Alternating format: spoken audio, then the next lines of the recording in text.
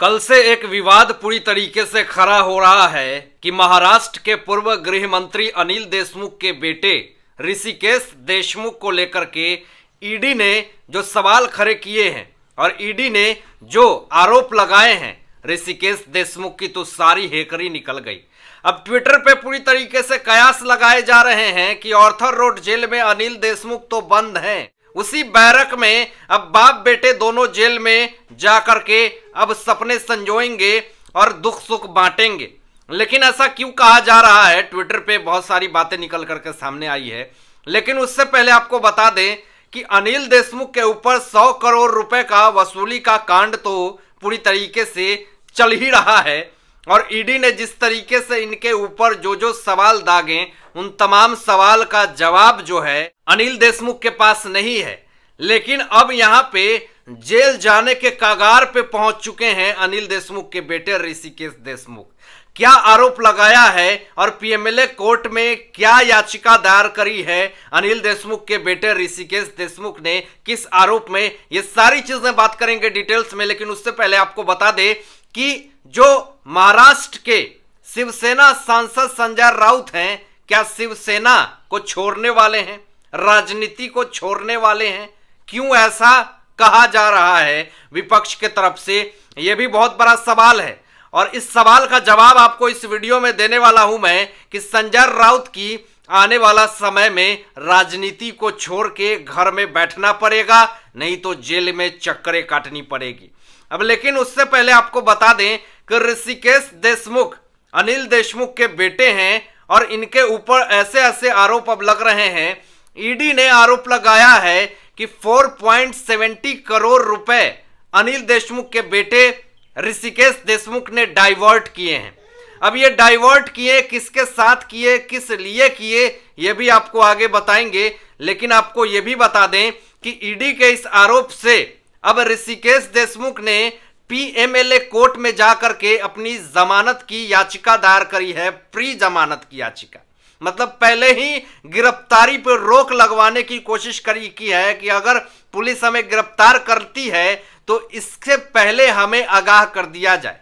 लेकिन अब आपको यहां पे बता दें कि 27 मई को पीएमएलए कोर्ट इसकी सुनवाई करेगी कि आखिर उनकी याचिका दायर जो करी गई है इस पे क्या फैसला आता है। लेकिन यहां पे ईडी ने जो बड़ा सवाल रखा, जो बड़ी बात रखी, इससे तो ऋषिकेश देशमुख की सारी कोशिशें जो है वो नाकामयाब होती हुई दिख रही है। अब आपको ये बता दें कि ईडी ने, इन्फोर्समेंट डायरेक्टरेट ने साफ तौर पे पीएमएलए कोर्ट में ये कहा है कि जो ऋषिकेश देशमुख जो हैं अनिल देशमुख के बेटे, 11 कंपनियां फर्जी इन्होंने बनाए और अपने पिता यानी अनिल देशमुख के पूरे पैसे को इन्होंने पूरा डाइवर्ट किया है और इनका महानिदेशक, डायरेक्टर, ये सब कुछ पैसे का लेन देन यही कर रहे थे। ट्रस्ट के नाम पे फर्जी पैसे इकट्ठा करके उसको डाइवर्ट कर रहे थे। 11 कंपनियां बनाए हुए थे और उस 11 कंपनियां में प्रोडक्ट नहीं था, बस मनी का रोटेशन था। अब सोच लीजिए कि कंपनी तो है, कंपनी का नाम भी है, ट्रांजैक्शन भी हो रहा है करोड़ों रुपए का और ये दिखाया जा रहा है गवर्नमेंट से कि कंपनियां हैं, इसमें ट्रांजैक्शन चल रही है। लेकिन जब इन्फोर्समेंट डायरेक्टरेट ने उन सारे कंपनियों पे जब खोजबीन करी तो पता चला कि इस कंपनी में तो कोई प्रोडक्ट ही नहीं है। यानी कितने फर्जी तरीके से अनिल देशमुख और ऋषिकेश देशमुख, ये तमाम लोग किस तरीके से काम कर रहे हैं। ये तो पहला आरोप निकल करके सामने आया जो तथ्य प्रूफ हुआ। अभी दूसरा सुनिए, उसको सुनने के बाद तो आपको लग जाएगा कि अनिल देशमुख के बेटे ऋषिकेश देशमुख अनिल देशमुख के ही बैरक में जाकर के बैठने वाले हैं, जेल के चक्करे काटने वाले हैं, जेल का रास्ता इनका खुलने वाला है।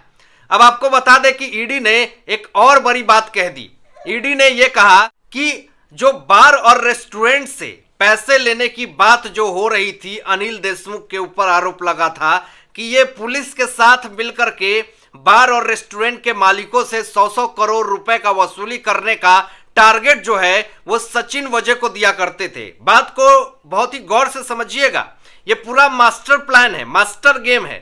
सचिन वजह वही वर्दी का दुरुपयोग करने वाला जो अनिल देशमुख अपने कैबिन में बुला करके सारी साठ गांठ करके ये तरह का बड़े बड़े बिल्डर, बड़े बड़े बिजनेसमैन को डरा धमका करके उनसे 100-100 करोड़ रुपए का वसूली करते थे। अब ईडी ने इसका पूरी तरीके से खुलासा किया और यह बात कही कि जो अनिल देशमुख हैं और सचिन वजह हैं, ये तमाम लोग जो पैसे इकट्ठा करते थे वसूली में 4.70 करोड़ रुपए को डाइवर्ट किया गया है ऋषिकेश देशमुख के द्वारा। अब इसके लिए ऋषिकेश देशमुख को ईडी ने बार बार समन कर इनको बुलाया, लेकिन ये उपस्थित नहीं हुए। लेकिन अब आने वाले समय में इनकी गिरफ्तारी तय है। गलत वर्दियों का प्रयोग करके सचिन वजह ये तमाम लोग मिलकर के पैसे को कैसे गलत जगह पे प्रयोग करते थे और कैसे उसका दुरुपयोग करके उन तमाम पैसों का फर्जीवाड़ा करते थे। क्या ये सब करने के बाद लगता है कि एक नेता महाराष्ट्र में इस तरह का काम करेगा और महाराष्ट्र की जनता उनको सपोर्ट करेगी? ये तमाम चीजें जो ईडी ने आरोप लगाए हैं और ये आरोप अब पूरी तरीके से सिद्ध होते हुए जा रहे हैं। अगर ये आरोप गलत होते तो ऋषिकेश देशमुख को समन करने के बाद ये तुरंत उपस्थित हो जाते और ये कहते कि ये तमाम आरोप जो हैं वो पूरी तरीके से निराधार हैं। लेकिन क्यों ऋषिकेश देशमुख ने इन तमाम आरोप को निराधार न बताया और समन करने पे उपस्थित भी नहीं हुए और यहां पे जमानत की याचिका दायर कर रहे हैं पहले ही, गिरफ्तारी के पहले ही? तो सोच लीजिए कि यहां पे साफ तौर पर ऋषिकेश देशमुख की सारी हेकड़ी जो है वो निकलने वाली है। लेकिन इसी बीच में बरबोलेपन पूरे मुद्दे पे संजय राउत बात करते हैं। लेकिन जिस तरीके से अनिल देशमुख गिरफ्तार हैं, नवाब मलिक गिरफ्तार हैं, लेकिन शिवसेना सांसद संजय राउत इस पे कोई भी वाक्य नहीं कहेंगे।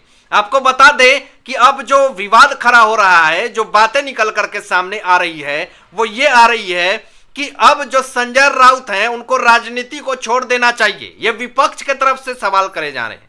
ये विपक्ष की तरफ से लोगों ने सवाल खड़ा किया और ये कहा है, बहुत पहले की वाकया याद करवा करके बीजेपी ने यह कहा कि एक बहुत पहले इन्होंने रैली में संजय राउत ने यह कहा कि हमारे राजनेता जो हैं उनका पाक साफ है, वो गलत नहीं है, उनके ऊपर आरोप लगाए जा रहे हैं अपने राजनीति को बनाने के लिए।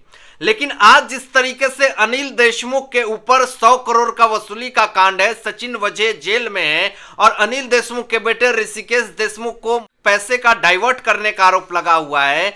महाराष्ट्र के कैबिनेट मंत्री नवाब मलिक के ऊपर दाऊद इब्राहिम के गुर्गों से लिंक टेरर फंडिंग का आरोप लगा हुआ है और ना जाने कितने सारे, खुद यहां पे शिवसेना सांसद संजय राउत के 1054 करोड़ रुपए पात्रा चौल भूमि घोटाले में जिस तरीके से उनका ईडी ने जब्त कर लिया, तो ये तमाम चीजें उन्होंने कहा। ये सब होने के बावजूद उन्होंने एक बार कहा था कि अगर हमारे राजनेताओं में अगर कोई भी दिक्कत होगी, कोई भी समस्याएं होगी तो मैं राजनीति छोड़ दूंगा।